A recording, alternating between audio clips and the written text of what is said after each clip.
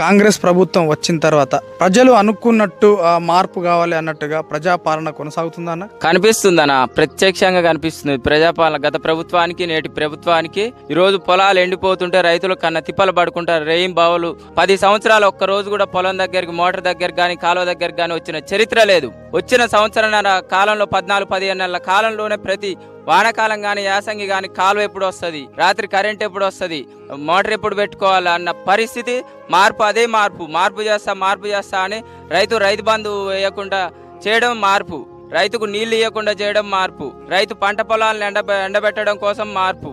ఇదేనా మార్పు అంటే? కేసీఆర్ పాలనకి నేటి కాంగ్రెస్ ప్రభుత్వానికి ప్రత్యేకంగా కనపడుతుంది. రైతు ఏడ్చిన రాజ్యం బాగుపడ్డట్టు చరిత్రలో కూడా లేదు.